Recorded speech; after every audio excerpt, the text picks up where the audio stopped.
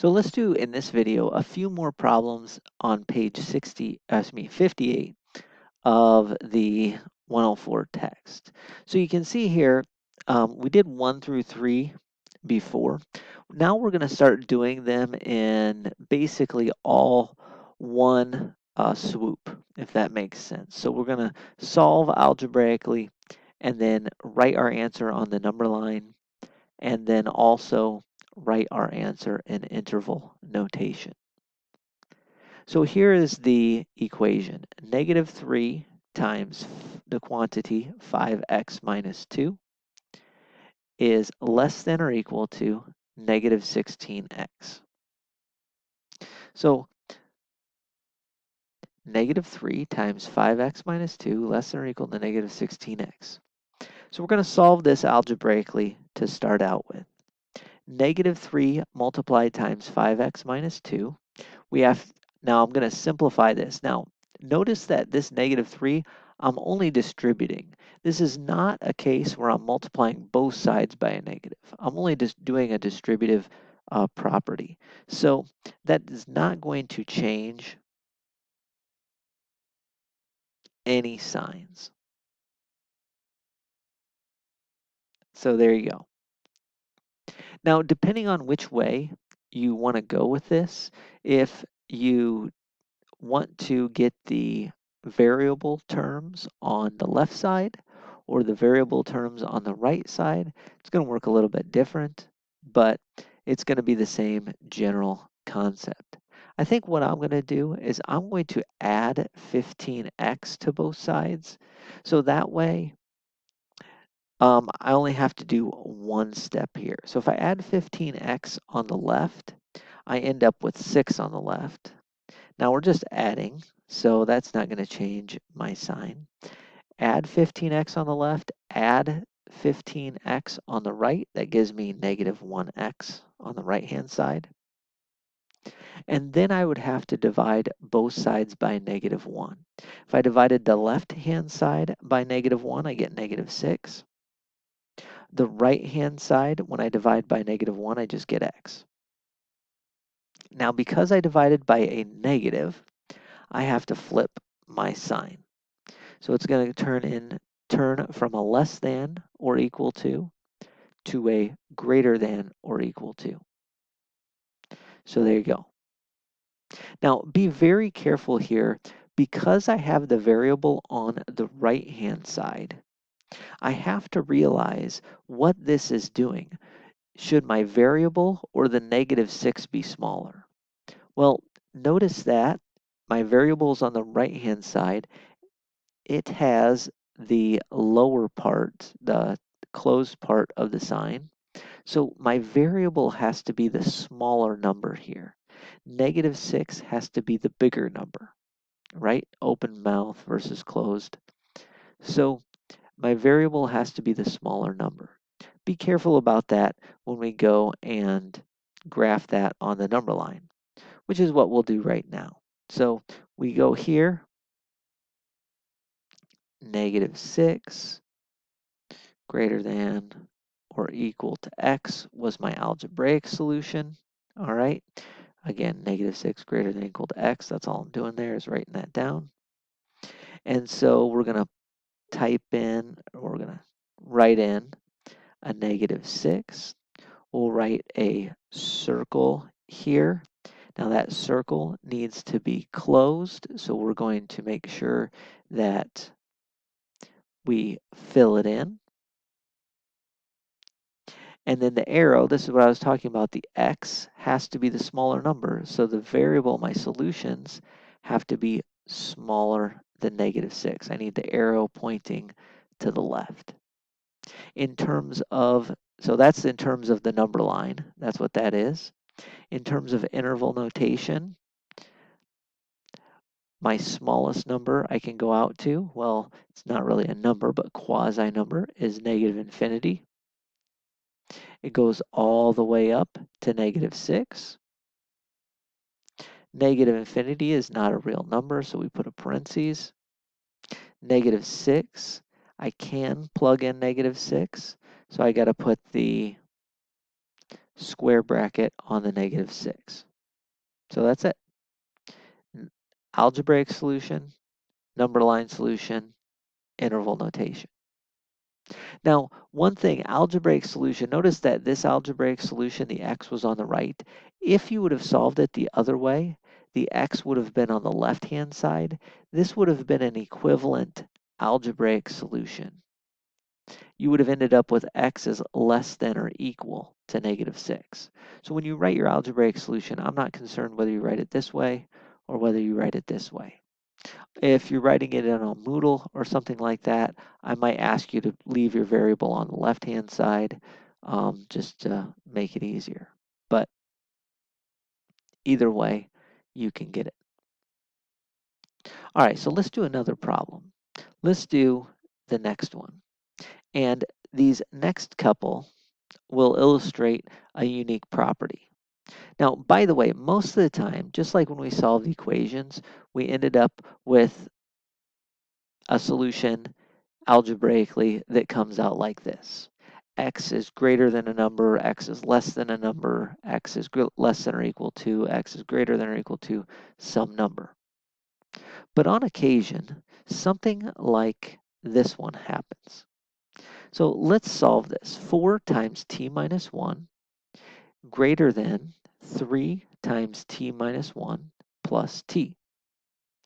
So obviously, we'd have to simplify both sides. So distribute that 4. We'd end up with 4t minus 4 on the left-hand side, greater than, on the right-hand side, 3t minus 3 plus t. One more simplification step, combine like terms on the left-hand side.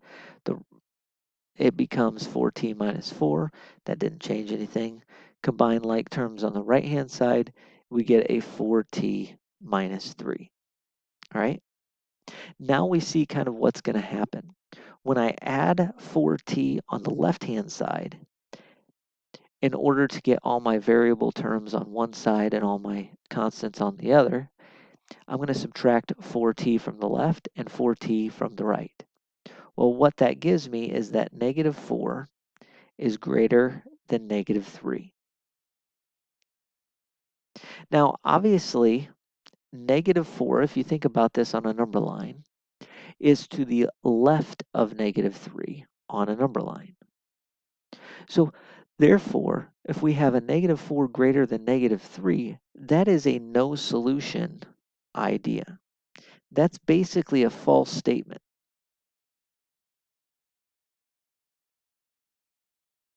False statements or no solution, again, you wouldn't want to write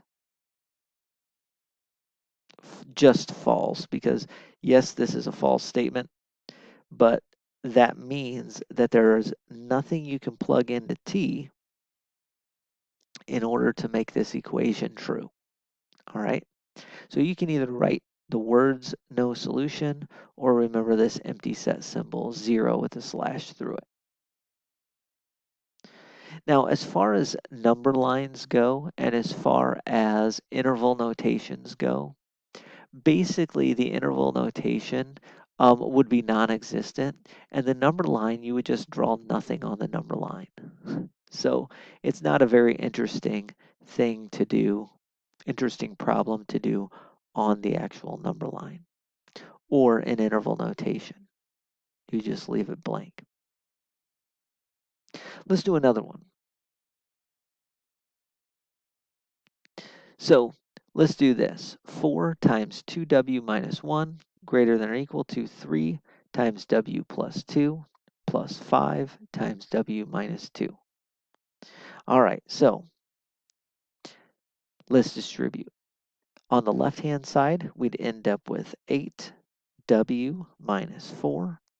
On the right-hand side, we'd end up with 3w plus 6 plus 5w minus 10.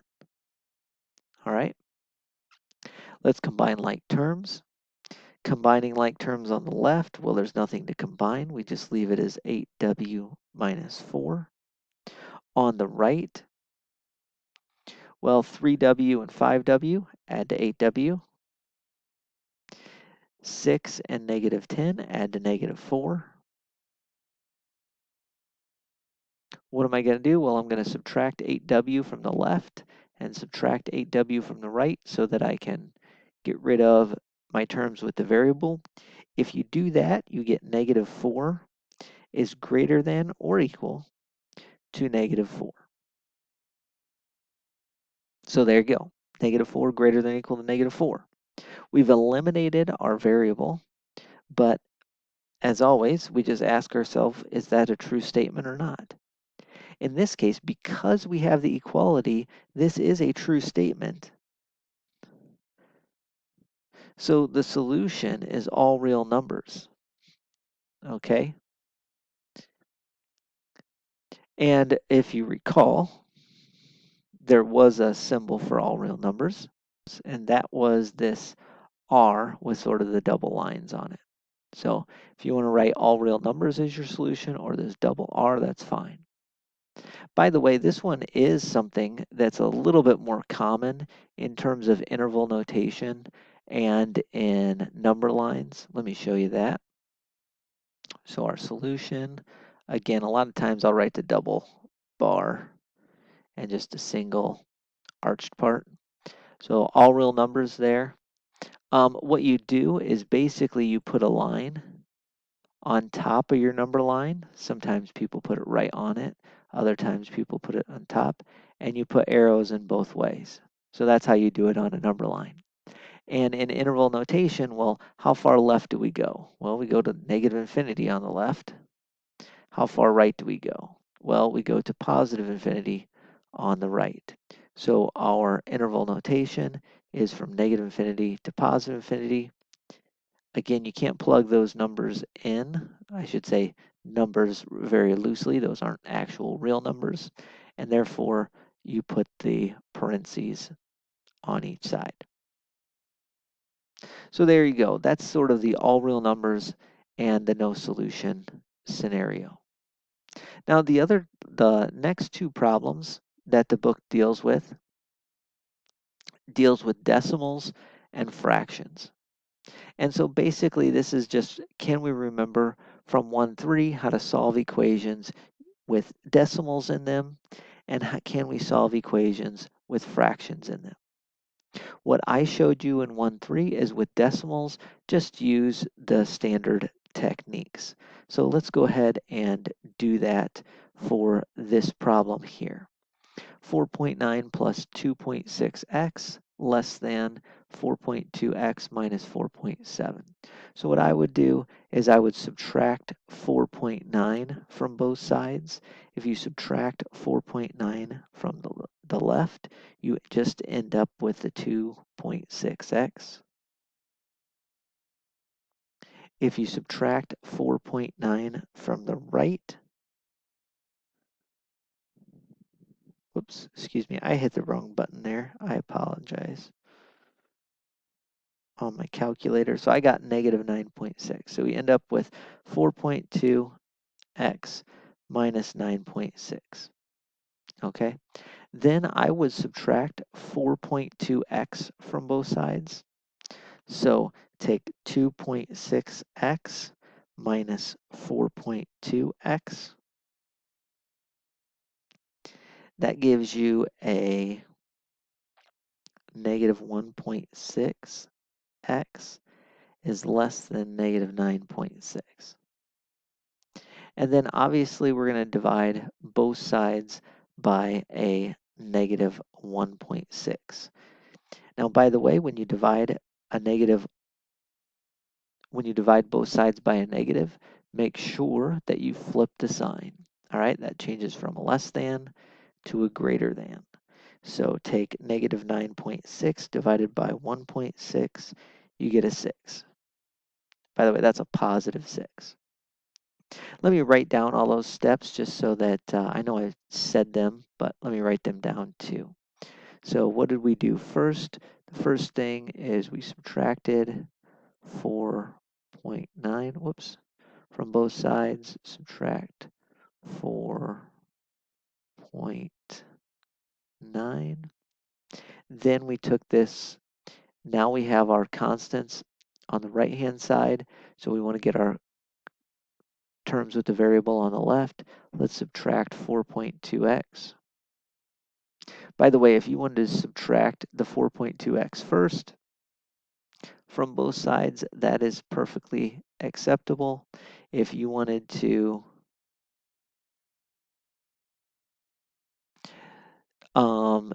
get all the terms with the variables on the right and all the constant terms on the left, that would have been perfectly acceptable too.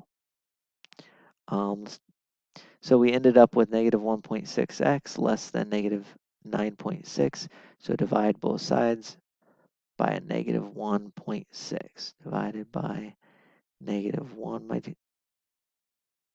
drawing utensil does not do decimal points very well. Okay, so there we are. That's the idea. I'm going to erase that. So let's go ahead and graph that on a number line and put that in interval notation as well. Here we are, there's 6. I've already put 6 there because it's the number of interest. X is greater than 6, so we're going to draw a circle around the 6. Now ask yourself, should you fill it in or leave it open? In this case, we should leave it open because there's no equality here. So you can't actually plug in 6. But we need our numbers that we plug into our variable to be bigger than 6. So arrow to the right. Interval notation, we go from 6, put a comma there, to a positive infinity, which you can just write as infinity. Infinity always has a parentheses because you can't plug in infinity. It's not a real number. In this case, you cannot plug in 6 and make it work either because it's an open circle. There's no equality. So we're going to put a parentheses around that 6 as well. So there you go. There's the algebraic solution, the number line solution, and the interval notation solution. This is the last one I'll do on this video, and then I'll do another video for those application problems. So this one involves fractions. You can see denominator of 2, denominator of 4. What we did last time was we just used the sort of brute force method, which says take denominator 2, denominator 4, multiply them up, get 8. So let's just multiply the left-hand side of the equation by an 8 and the right-hand side of the equation by an 8. All right. That way, when we multiply, we get rid of fractions, we clear all those out. Notice that here, 8, 8, they're both positive. Nothing changes. So 8 times x over 2 gives me 4x. No sign changes because we're multiplying by positives. 8 times 1 is 8. 8 times x over 4 is 2x, but we have a minus here, so be careful about that. 8 times negative x over 4 is minus 2x. Okay, now we have a really nice equation to solve. Add both sides, add 2x to both sides. We're going to end up with 6x. We're just adding or subtracting. That's not going to change any signs. Less than or equal to 8. So 6x less than or equal to 8 is the inequality. Now divide both sides by 6. Now, since we divided by a positive number, sign stays the same. Dividing by a positive, remember, the sign stays the same. Only changes when we divide by a negative. So, sign stays the same. 8 over 6. When you type that in your calculator as an improper fraction, that's 4/3. Okay? If you wanted to write it as a proper fraction, that, or excuse me, as a mixed number, that would be 1 1/3. But I'm going to leave it as an improper fraction here. So x is less than or equal to 4/3. The way that should remind you of exactly what we were doing in section lesson 1-3. All right, so x less than or equal to 4/3. We've already established that. Make sure that I wrote that down right. Yep, less than or equal to 4/3. So x less than or equal to 4/3, that's the algebraic solution. As far as the number line goes, we're going to put a mark here somewhere. We'll write 4/3 less than or equal. So since we can do the equals thing, we're going to take this circle, fill it in, right? Fill it in. There you are. And we want numbers which are smaller than 4/3. So we're going to point our arrow to the left. Again, this goes out to the not real number, negative infinity, and goes up to the real number of 4/3. So my solution goes from negative infinity to 4/3. Negative infinity, since it's not a real number, always has a parentheses. Whoops, that's kind of ugly looking there. So it has a parentheses. Because this is a closed circle, because we have equality, we're going to signify that to the reader by using a closed bracket where the 4/3 is. Notice that, again, this is perfectly fine in interval notation, having one side be a parentheses and the other side being a closed bracket.